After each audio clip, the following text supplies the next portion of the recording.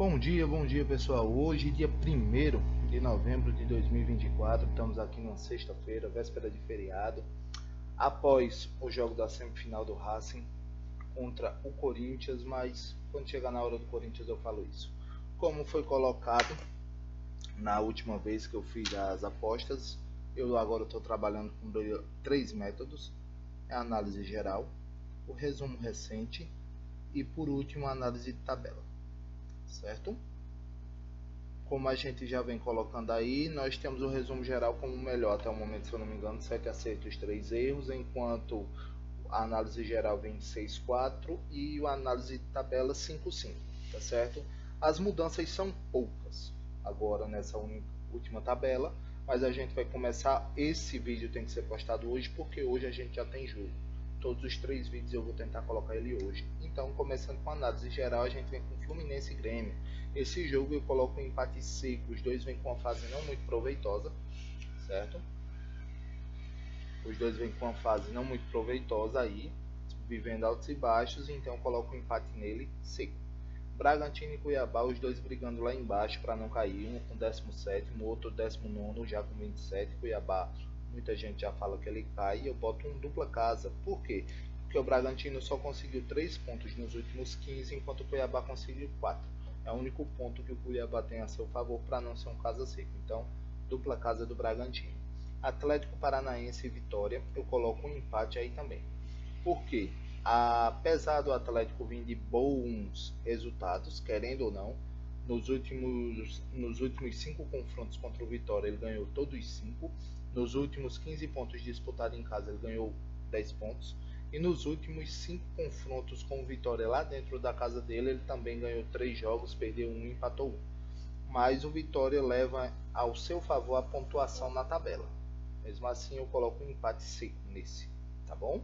Juventude e Fortaleza, nesse aí um dupla fora, o Juventude vem ali cambaleando, entrou na zona do rebaixamento na última rodada, o Fortaleza está brigando lá em cima agora por uma vaga direta para Libertadores, certo? Porque o Botafogo já é primeiro 64, querendo ou não já são 7 pontos de diferença, e o Botafogo e o Palmeiras vêm numa constância, tem esses dois aí nessa coisa, então eu não digo que o Fortaleza mais briga por esse título.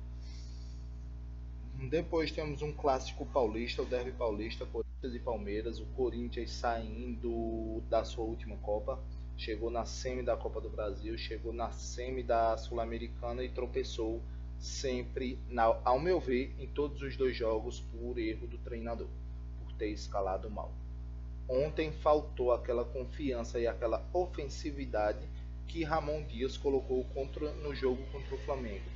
Você pega, você termina o primeiro tempo, você jogou muito bem aos 30 primeiros minutos e você volta para o segundo tempo do mesmo jeito que você saiu do primeiro. Você tira Carrilho, que era um pensamento ofensivo, você deixa Charles em campo, que Charles está cambaleando. Eu não sei, infelizmente foi uma das contratações erradas que o Corinthians fez nessa janela, foi esse Charles, porque meu Deus do céu. Aí você tá perdendo por 2-1, então por que é que você ainda vai tentar segurar o jogo? Não, vai pra cima, pô, tenta tudo ou nada. Aí você não tenta. Aí você, com o passar do tempo, você pega e tira Rodrigo Garro. Rodrigo Garro realmente sentiu a pressão, sentiu uma diminuição do protagonismo dele do time. Ou seja, depois que DPI entra, Rodrigo Garro joga menos. Talvez porque ele tenha que pensar agora que é o jogador que tem que voltar para marcar para DP e ficar mais livre. Não sei. Aí faltando 10 minutos para o final do jogo, aí você coloca Igor Coronado e tira DP. Tira Memphis. Você ali, você tira um atacante, botou um meio. Aí você colocou Romero. Romero não está em sua boa fase. Romero não tinha a velocidade que era necessário. Podia ter colocado Pedro Henrique, mas aí já foi. Voltando à nossa análise aqui do Campeonato Brasileiro, eu coloco um dupla fora. Por que eu coloco um dupla fora e não um fora seco do Palmeiras?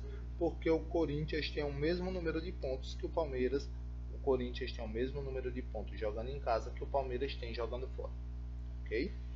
Então 26 com 26, isso aí tira, fica um 7-0 em vez de um 8-0. Então eu coloco um dupla fora para o Palmeiras.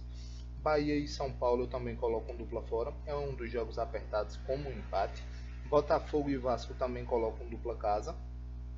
Certo? Botafogo aí tem os confrontos tanto em casa quanto o confronto contra o Vasco pontuando bem, e tem a tabela também que é a favor do Botafogo, já que o Botafogo é o primeiro colocado desse campeonato. Internacional e Criciúma, nesse eu coloco um dupla casa, não coloco um casa seco também por causa da colocação. O Internacional jogando em casa é nono, enquanto o Criciúma jogando fora também é nono. Então por causa disso eu não coloco um casa seco do Inter, certo? Atlético Goianiense e Atlético Mineiro eu coloco um dupla fora também. E eu não coloco um fora seco, por quê? Porque o Atlético Goianiense jogando em casa ganhou 10 pontos nos últimos 15 disputados, e o Atlético Mineiro jogando fora ganhou apenas 3 pontos nos últimos 15 disputados. Por causa disso eu não coloco, certo? Cruzeiro e Flamengo, nesse jogo eu coloco um dupla fora também. Por quê? Porque o Cruzeiro tem mais pontos jogando em casa do que o Flamengo jogando fora. Só por isso também vai um dupla fora, ok?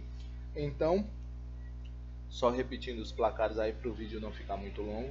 Fluminense e Grêmio, empate. Bragantino e Cuiabá, dupla casa. Atlético Paranaense e Vitória, empate. Juventude e Fortaleza, dupla fora. Corinthians e Palmeiras, dupla fora.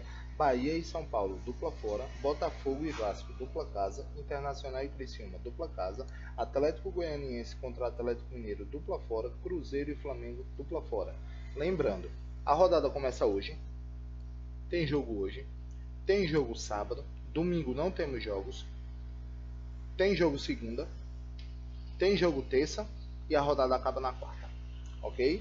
Então só para vocês ficarem bem ligados, e como eu disse, tentem separar esse pool o quanto vocês puderem, façam um bingo com todos e tentem separar os empates, tentem separar os dupla fora e tentem separar os dupla casa. Vai dar uma merrequinha? Vai, mas de vez em quando por causa de um jogo só você perde um bingo todo. Aí para não ter esse problema, você tenta separar por dia, se for mais cômodo para você ou coisa do tipo. Tá certo, pessoal? Esses são os palpites da análise geral, certo? Daqui a pouco teremos o do resumo recente e o da tabela. Lembrando que as mudanças não foram tantas, mas tem algumas mudanças, certo? Então, pessoal, curtam, compartilhem, comentem aqui no vídeo também. Aceitaria muito um comentário, sempre é bom. Ative o sininho para quando eu também estiver postando vídeo novo, vocês serem avisados, ok? Então, felizmente vai Corinthians, vamos continuar aí nessa briga pela zona e seguindo esse relance aqui da análise geral, infelizmente o Corinthians volta para essa bendita. O G4 fica Botafogo, Palmeiras, Fortaleza e Flamengo. E o Z4 continua com Corinthians, Juventude, Cuiabá e Atlético Goianiense. Mas vamos lá esperar. Do mesmo jeito como eu falei no jogo do Flamengo. É difícil ganhar? É. Pode ocorrer? Pode, porque é jogo, é futebol. Tudo pode ocorrer. Vamos torcer que ocorra. Pelo menos um empatezinho. Valeu, pessoal. Fui!